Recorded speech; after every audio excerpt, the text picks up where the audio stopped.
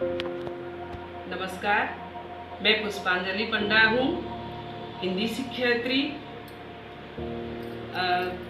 सबसे पहले मैं चकलीट ऐप को धन्यवाद देना चाहूँगी, क्योंकि इस प्रशिक्षण के माध्यम से हम आसानी से अपने छात्रों तक पहुँच सके हैं। इसके साथ साथ इस कोरोना जैसे महामारी के समय में हम घर बैठे अपने पाठ्यक्रमों को वीडियो के माध्यम से वीडियो बनाकर अपने विषय वस्तुओं को छात्रों तक आसानी से भेज सकते हैं और पढ़ा सकते हैं। तो छात्रों, आज हम पढ़ेंगे आदिकाल के कवियों के जो नीति वाणी है, तुम्हारे पाठ्य पुस्तक में उसे निकालो। तुमने सुना होगा कि सूर सूर तुलसी ससी, इसका मतलब जानते हो? सूर यानी सूरदास जी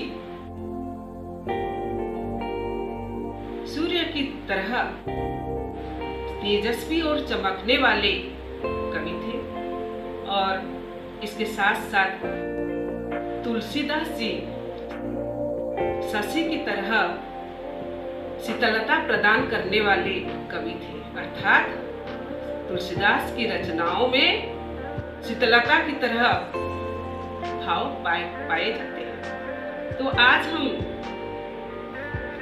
देखेंगे कि भक्ति काल के सगुण मार्गी कवि तुलसीदास जी कैसे अपनी दोहों में नीति वाणी हमारी शिक्षाप्रद प्रस्तुत किए हैं।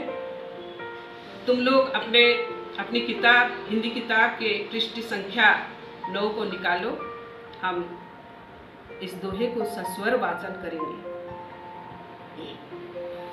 तुलसी मीठे बचन पे सुख उपजत चहु ओर, वशीकरण यह मंत्र है परिहरू वचन कठोर। तो बच्चों, इस दोहे को पढ़ने से पहले हम जरूर कवि का परिचय लेंगे, कवि से परिचित होंगे।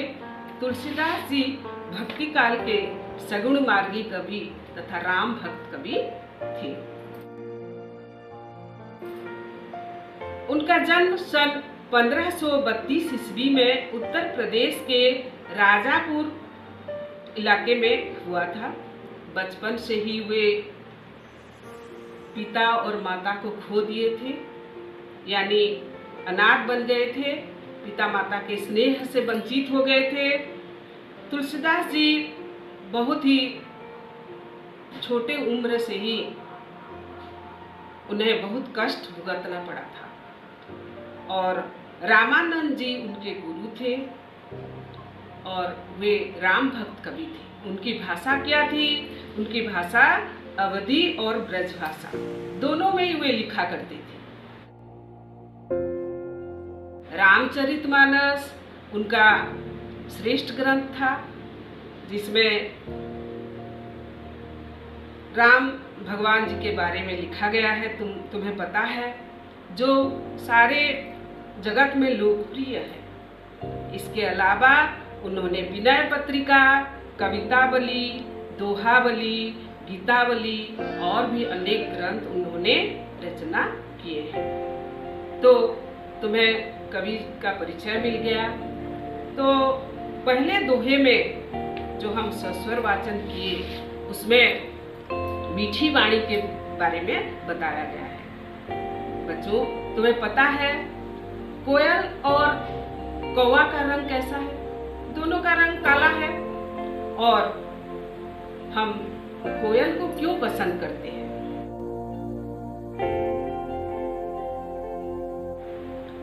कौवा को क्यों पसंद नहीं करते?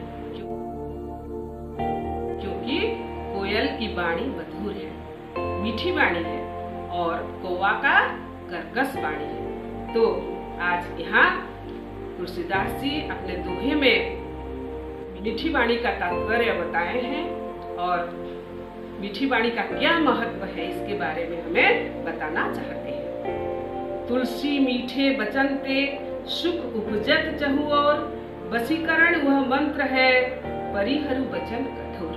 तो बच्चों अपने कॉपियां निकाल लो और पहले इस दोहे में जो कठिन शब्द है उसे तुम लिख डालो और उसका हम अर्थ बताएंगे। मीठे वचन, इसका मतलब क्या है? मीठी वाणी यानी मधुर वाणी। उपजत एक शब्द है, उपजत, उसका क्या अर्थ है? उपजना या उत्पन्न होना। फिर है चहु और, चहु और एक शब्द है, इसका मतलब है चारों ओर। लिखो, अपनी कॉपियों में लिख डालो। और एक शब्द है ते, ते का मतलब क्या है? से या द्वारा। वशीकरण मंत्र, वश में करने वाला, दूसरों को अपने वश में करने वाला जो मंत्र है उसे हम वशीकरण मंत्र कहते हैं। मंत्र यानी एक प्रभावी शब्द है, जैसे गायत्री मंत्र ओम भूर्भुवस्सुः तस्य विदुर्वरेण्यं, तो वैसा एक मंत्र है। क्या? मीठी वाणी। परिहरू, परिहरू करना, परिहरू का मतलब है परित्याग करना या त्याग देना। अच्छा, तो अभी हम इस दोहे को समझेंगे। तुलसी मीठे बचन ते, सुख उपजत चहु ओर।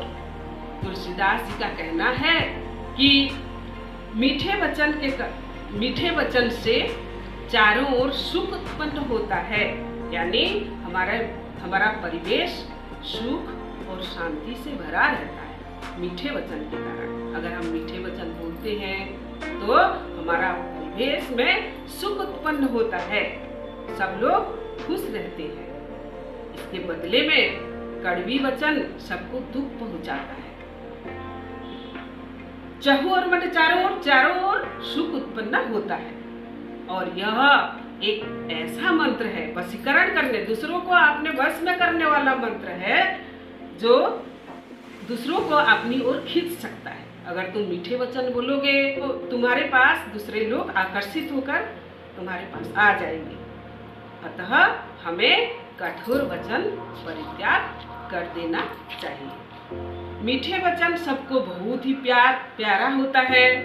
मीठी वाणी से हम सबको अपने वश में कर सकते हैं। इसका अर्थ अच्छी तरह समझ लो पुनः। मीठी वाणी से हम सब चारों ओर शांति का परिवेश बनी रहती है, सबको सुख मिलता है। ठीक इसके विपरीत कड़वे वचन यानी कठोर वचन, जैसे कौवे का कर्कश वाणी, सबको दुख पहुंचाते हैं। मीठे वचन वशीकरण मंत्र है, जो वशीकरण मंत्र के समान है, जो मीठे वचन के कारण तुम अपनी ओर दूसरों को खींच सकते हो इसके माध्यम से। इसलिए हमें कड़वे वचन कभी नहीं कहना चाहिए। हमें हमेशा कोशिश करना चाहिए कि दूसरों को मीठी वाणी बोला करें। तो ये दोहा खत्म हो गया। अभी हम देखेंगे कि यहाँ जो वचन लिखा है, मीठी वचन क्यों नहीं लिखा गया? क्योंकि वचन शब्द जो है पुल्लिंग शब्द है और इसका अर्थ जो है वाणी, बात, ये स्त्रीलिंग शब्द है। अगर हम बोलेंगे कि मीठी वाणी, मीठी बात, मीठे वचन, क्योंकि वचन पुल्लिंग शब्द है, तो लिंग का ज्ञान भी तुम्हें हो गया। अभी तुम घर में बैठकर इसे अभ्यास करो, पढ़ो और उसका भावार्थ भी समझो। और दूसरी कक्षा में हम फिर से मिलेंगे दूसरी दोहा के साथ। धन्यवाद। और तुम घर में रहो, सुरक्षित रहो।